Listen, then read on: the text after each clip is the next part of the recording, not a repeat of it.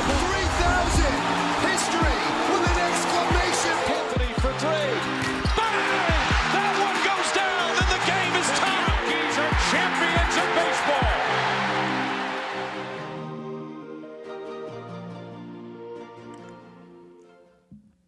I don't think any Knicks fan can ask for a better start to the postseason than the one we're getting. And I understand they went down 2-1 to Atlanta. Everything after that has just been literally perfect. They have just been absolutely dominant, and all season we've been questioning, when is this team going to finally, I believe the term we used last time was equal to some of their parts. And man, offensively, defensively, just as a collective, the coaching, everything has gone as well as you could have imagined so far this postseason run. And the Knicks come out the gate on Monday night and they just dominate the Philadelphia 76ers in Game 1 at Madison Square Garden of the semifinals here in the Eastern Conference. They've just had an absolute dominating postseason so far. I'm going to say it over and over. I mean, they win Game 4 against the Hawks by 16 points. That's nice, cool. They win Game 5 by 29 points.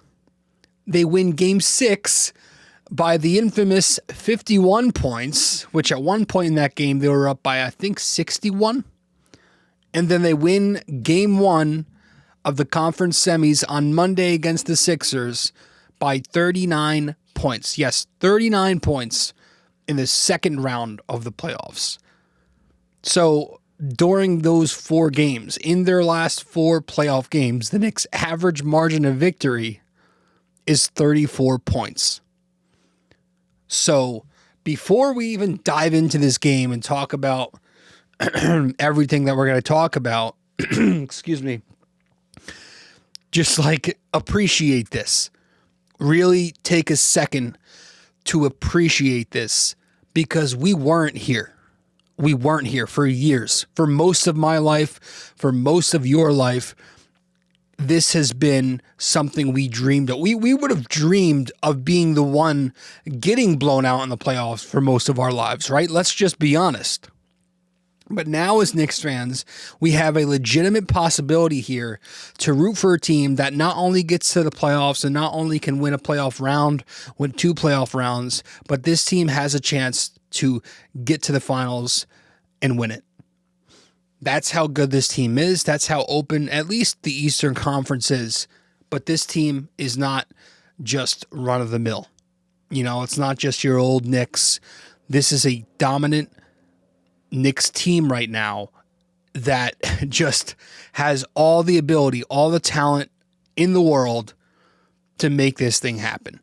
And I just want to appreciate that right out the gate, because sometimes we forget to live in the moment, or sometimes we are, I guess, living in the moment, and we don't really think back and reflect on where this organization was. This organization wasn't even remotely competent not that long ago. You know, it's really not that long ago when you think about it. So appreciate this. And there is a lot more work to do.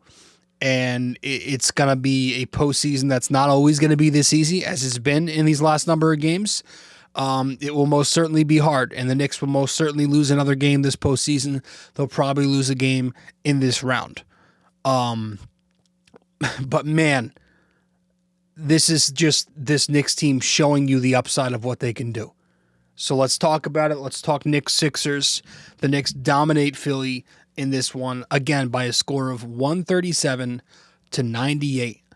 They out-rebound the Sixers 39-28. They pick up more assists than the Sixers, 34 assists to 15 assists. They turn the ball over less than the Sixers did, 14 turnovers to Philly's 19. They shoot the ball incredibly well. That might not always happen, but 63% to 41% in shooting percentage, 51% to 37% in three-point percentage. I mean, across the board, they just dominated this team. So let's talk about it, and we're going to do that the second we get back from a brief little break here at the top of the show, episode 1049 of BD4. Appreciate you tuning in. Stick with us. Be back in a sec. Quick break here, guys. Stay connected with BD4 on social media. Follow us on Instagram and X at BD4Pod, and find us on Facebook by searching BD4. Don't miss out. Join the conversation. Want more BD4? Subscribe to our YouTube channel and never miss an episode. Hit that like button, drop a comment, and share with your fellow fans. Don't forget to ring that bell so you're always the first to know when a new video drops. Love BD4 but don't have the time to sit down and watch? Don't forget to subscribe on Apple Podcasts and Spotify so you never miss an episode. And if you're enjoying the show, leave us a 5-star rating and a quick review. It helps us grow and keeps the conversation going. Okay. Welcome back to the show. Welcome back to episode 1049 of the podcast. Episode 1049, talking about Knicks Sixers here as the Knicks make a big statement versus Philly in game one. This was on Monday night, 137 to 98. 137 to 98. You know how the Knicks were winning their final 3 games of that Hawks series. You saw a lot of hub creation offense, right? Where they were using Karl Towns as a screener, as a playmaker at the top to find his wings and his guards who were cutting around him. In this game, you had Joel Embiid on Cat, so he was able to find a few cutters under the basket when he was in 5-out offense. You know, even early on, Cat's first assist in the first quarter, you know, the Knicks run their flex action, and he gets an assist to Brunson off a back screen. But top of the second quarter comes, that's when Cat plays with the 4 floor spacers. He finds OG cutting under the basket with Drummond out. About a minute later, he finds Alvarado making a back cut off of OG's off screen with Drummond out, so there's nobody under the basket.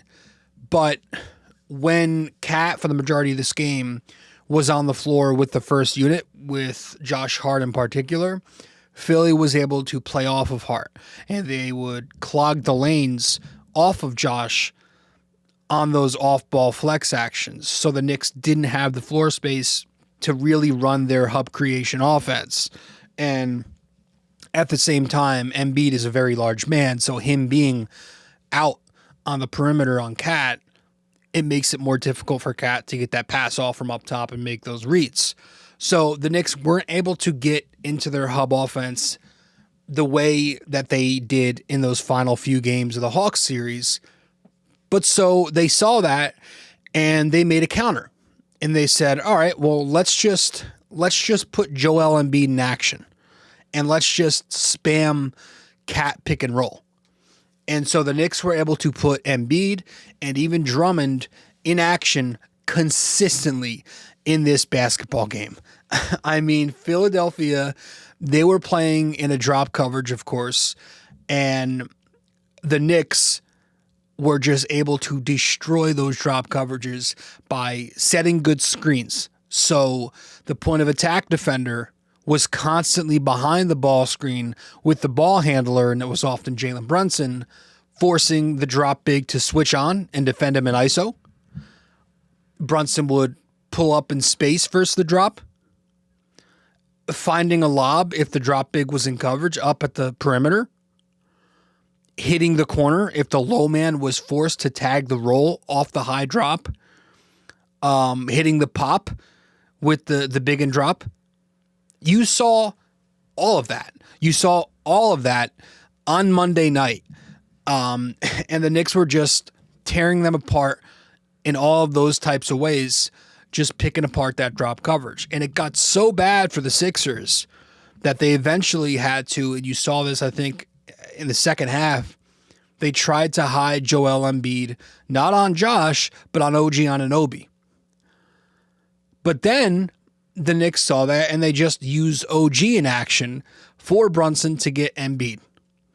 And when Philly started to blitz that, the Knicks would beat them in the numbers game in the back, or they would hit the open pop. Right? If you blitz the ball on the pick and roll, the pop's going to be open. There was one possession that happened. Brunson hit the corner man hit OG. They attacked Embiid consistently. And on Twitter, there's a page, the All NBA podcast. I think it's AllCity_NBA on Twitter.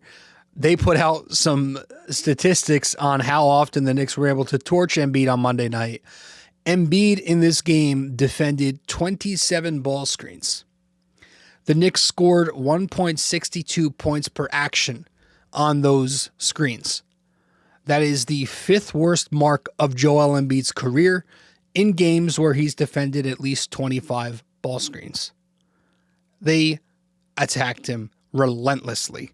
So with that said, as much success as they had doing that, I would expect now Nick Nurse to make an adjustment and to see much less Embiid on Cat in game 2, because when you guard the Knicks traditionally, they will pick you apart in so many ways. So I do think in game 2, they're going to come out, if not right away, at some point, and you're going to see more cross matches where maybe Embiid's going to be on Josh Hart, even if that's not what they're trying to do. Even if they really don't want to go to it, they might have to. So that was huge. And Karl Anthony Towns himself, 17, 6, and 6 on the night. When he is willing to, and I guess able to shoot the ball from 3, where defenses are switching less, which gives him that pocket against drop coverage to get the 3 off, like you saw on Monday. When he's able to get those 3-pointers off, that Knick offense is that much better. And in this game, Karl Towns went 3 for 5 on the 3-point line. So taking 5 threes in a game where I don't think he played a ton of minutes is good volume. Excuse me. His first make of the game, Cat, Embiid's drop back because Brunson cuts off the action. Embiid has to take a little bit of like a slight drop, which gives Cat that space for a 3. He knocks it down. His second 3-point make of the game, Deuce drives with Cat 1 pass away to draw Drummond and help. That gives Cat the space for another 3. He knocks it down. His third 3 of the game, it's a Mikal Cat pick and roll. Embiid's in drop coverage, so Cat's going to have that space, takes the 3, knocks it down. And I think his 5th and final 3-point attempt on the night, similar to the one with Deuce, this time it's Josh Hart who drives. Cat is 1 pass away, so Josh Hart draws Embiid and help. Cat now's got the space. Hart makes the kick. Cat takes the 3. So it is just, that's the way to do it with Cat. It's such a tough pick and roll to guard. Woo, that was good. It's such a tough pick and roll to guard, the Brunson Cat pick and roll, if you're Philadelphia, because Brunson will attack the drop big. And if Cat is popping as often as he should be, well, then Philly either has to send Embiid out, which, again, they don't want to do because he's just not very mobile at this point in his career, or Philly's going to have to, if they don't want to send Embiid out, they're going to have to send a third defender into the action to rotate out to Cat. But that's going to open up the floor for the Knicks because the Knicks like to make that 45 cut off of that. And that opens up the corner, or it opens up the 45 itself. So that's just the way they're able to beat this defense. And man, when you talk about defense with this Knicks team, it would almost be impossible to do it without mentioning OG Anunoby's name. And we haven't talked about OG yet, but I really do want to talk about him because as brilliant as the Knicks were offensively, OG just himself alone was that much more brilliant defensively. And I want to talk about that in just a minute when we get back from a quick break. Love BD4 but don't have the time to sit down and watch?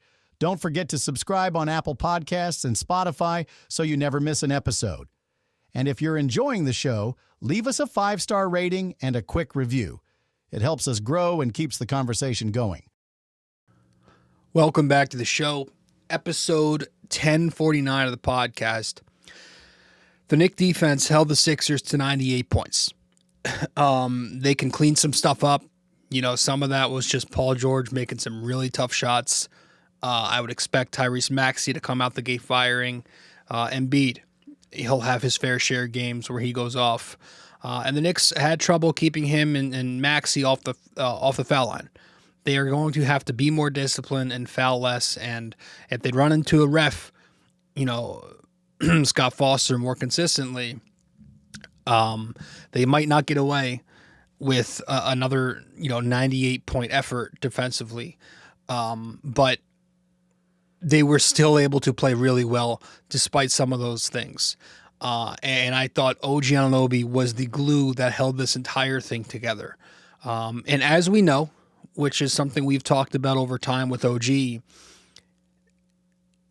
has his best role defensively is when he is off ball in low man help and he's helping off the ball side off the corner. Right. A lot of Knicks fans, a lot of media heads heading into the series were just giving the very generic, basic take. It's like, just put your best defender on Tyrese Maxey. Put OG on Maxey. That's not really how basketball works because this isn't one-on-one. A lot of things happen outside just the traditional matchup. But it's not his game. We know that OG is not at his best when he's got to guard smaller, quicker guards. And we know that he is at his best when he's wreaking havoc off the ball and in help. And you saw multiple possessions throughout this game where OG was showing that. I'm going to go over a couple of them. But I think it was the very first possession of the game for the Sixers. Excuse me. I don't know. It was like 30 seconds in. Maxey drives by Cat. He's on the left elbow. He gets by Cat. OG stunts off the ball side corner, forces Maxey to kick out. The ball goes into the backcourt with 3 seconds left on clock.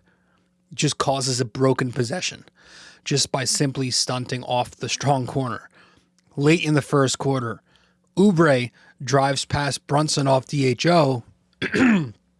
OG stunts off the ball side corner again, forces the ball out of bounds. I believe it was a turnover. Knicks get the ball. And then 30 seconds after that, Oubre drives again. OG stunts off the strong corner again to block the shot. Mitch grabs the rebound. Knicks get the ball the other way. There is a kind of a cardinal sin where you don't want to help off the strong corner in basketball. But OG Anunoby, with his wingspan and with his athleticism, which allows him to be able to recover if he does get exposed when helping off, is one of those guys you don't mind doing it. Just terrific defense. There was a reason he was a plus 22 in 30 minutes in this game. And oh yeah, he continued to do his thing offensively. The strong drives, the corners that he's been knocking down.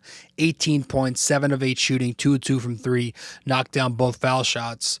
He has been the best Knick this postseason.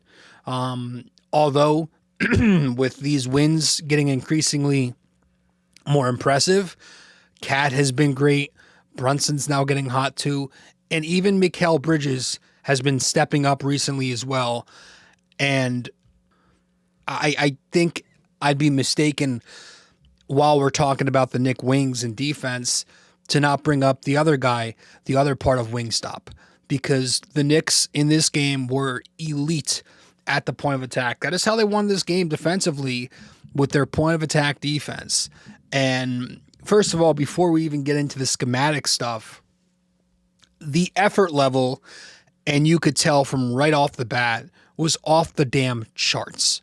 But just the intensity they brought, the focus they had, they were locked in, they were fighting, everything was a battle. They were just, you could tell they wanted this so badly. But the Knicks clearly came into this game with a plan. And that plan on those defensive possessions was to live with Joel Embiid's long two-pointers. Live with the long twos because that's the most inefficient shot in the game. If it falls, it falls. And if it means that you're not going to allow Tyrese Maxey to walk into a pull-up three or to get an easy pathway to the basket, that's a win, right? That's death. And that's exactly how Boston lost down the stretch in the previous series. That's hilarious. Fuck Boston. But so the Knicks had that on their mind, and they were primarily playing a high drop coverage in this game. I thought the Knicks drop bigs did a very nice job, but again, I also thought their point of attack defense was just freaking fantastic against Maxey to not let him get any open looks, any easy looks, and not even get the ball at times. Tyrese Maxey, during the regular season, averaged 27 shots per game when you combine his field goal attempts and his free throw attempts. Tyrese Maxey on Monday night finished the game with just 16 combined shots. That's very telling. That's ball denial. That's the Knick wings and the Knick guards doing an excellent job of getting through screens, staying attached. Deuce McBride was great in that aspect, but even Mikal Bridges, who has taken some flack over the years as a Knick for being a very poor point of attack defender, not physical enough, not aggressive enough.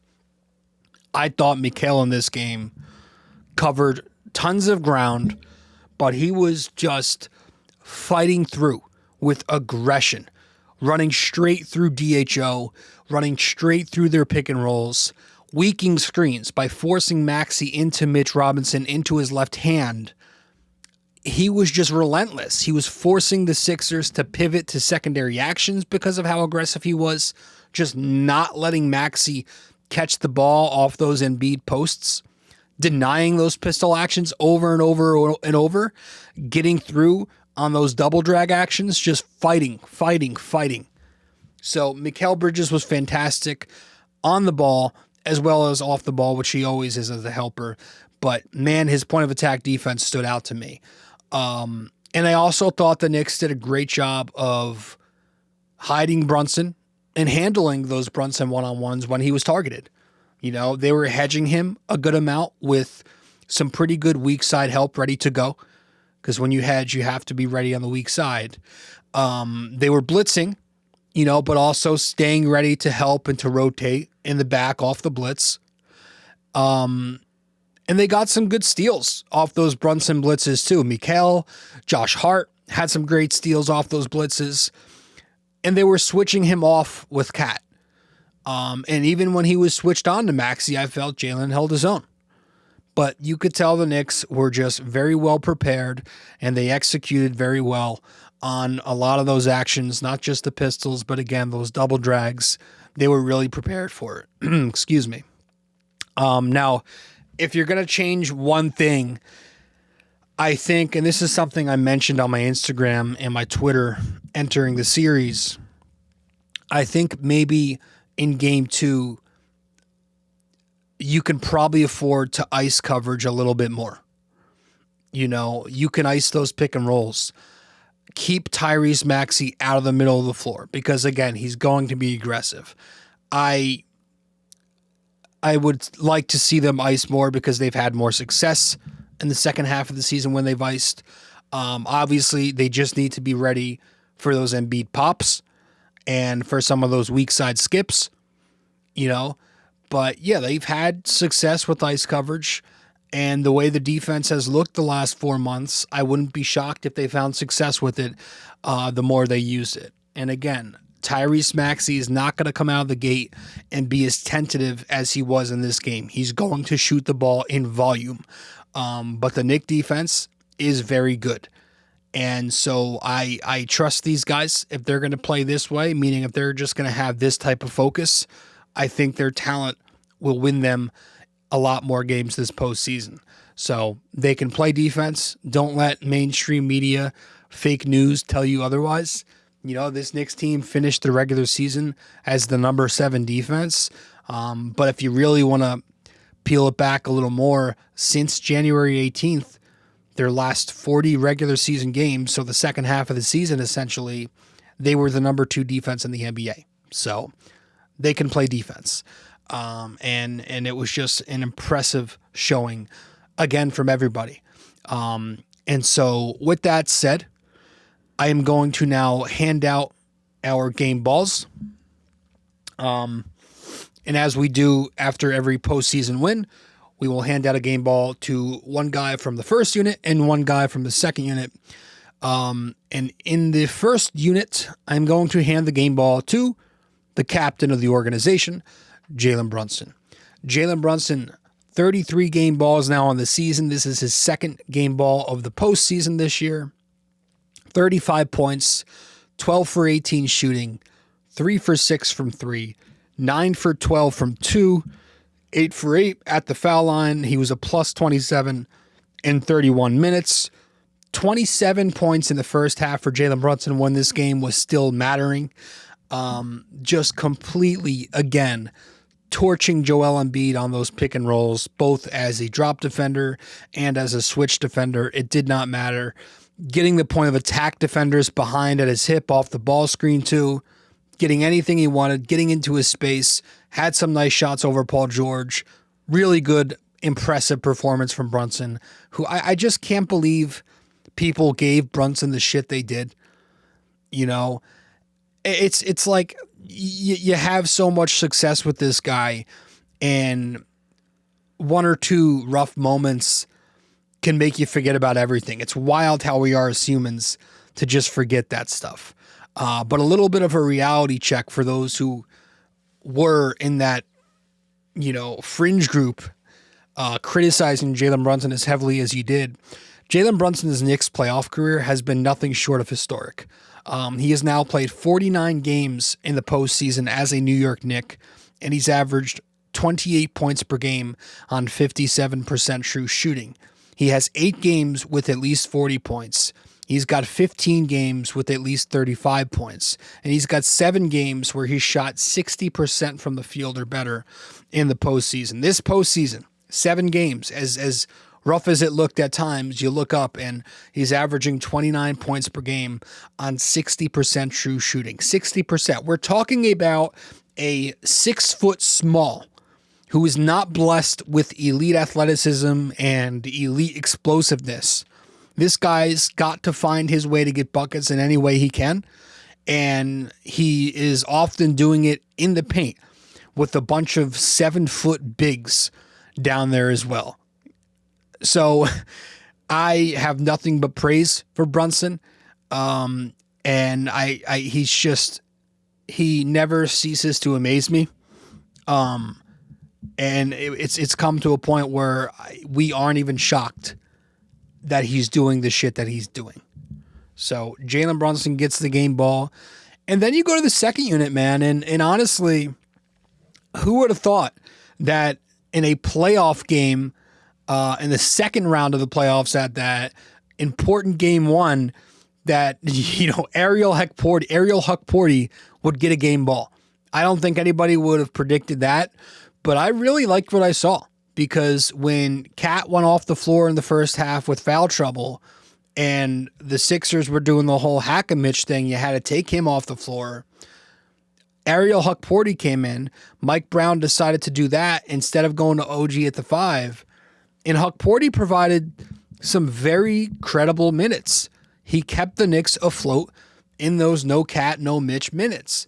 And so I'm going to give him his 4th game ball of the season, which is obviously his first of the postseason. And he goes out there and he scores 5 points, 9 rebounds, 3 offensive rebounds. He had 2 blocks. He was a plus 22 in 17 minutes. I thought he held his own. I thought he was decent in drop coverage, even if it didn't always look smooth. I thought there was one possession maybe in the second quarter, where he rotates under the basket to force a kick to the perimeter, ends up rebounding that miss, just, changing players' minds, right? Altering shots. Would have had an easy pathway to the rim, whoever it was on the ball there. Ariel Hukporti slides over, gets in front of the ball handler, prevents that shot attempt, forces a kick out. It's a miss. Like, he looked good. And then he had some garbage time action too, which is where he got some of his buckets, some of his offensive rebounds. But Ariel Hukporti going to give him the game ball. So it was his 4th game this postseason. But he actually got some meaningful minutes in this one. So good for him. And so with that said, I think that's all we got for this episode. I don't think we need to cover anything else. Shout out to the Knicks. Brunson, great game. Mikal, great game. Josh Hart, great game. The defense was phenomenal. OG, great game. Cat, great game. The entire second unit. Mitch Robinson, Deuce McBride, even Clarkson had a moment. Everybody, Hukporti, really just a good team effort, contributions all around. So with that said, let's wrap this one up with our trivia question of the day. And our trivia question for this episode is, before this decade, when was the last time the Knicks and Sixers met in the playoffs? And what was the final score of the series? Okay. Before this decade, when was the last time the Knicks and Sixers met in the playoffs? And what was the final score of the series? I'm going to go because my voice is dying on me. But I do appreciate you guys tuning in. As always, I'm sorry this episode is up a little late, but it's going to be up before the next game begins. So appreciate that. This should be up by 11 a.m. on Wednesday morning, the 6th. So appreciate you all tuning in. Obviously, you're already listening to it. So I'll see you in the next episode. Go Knicks. Hey guys, thank you for listening to BD4. Be sure to follow us on social media, subscribe to us on YouTube, and give us a 5-star rating on Apple Podcasts. We'll see you next time.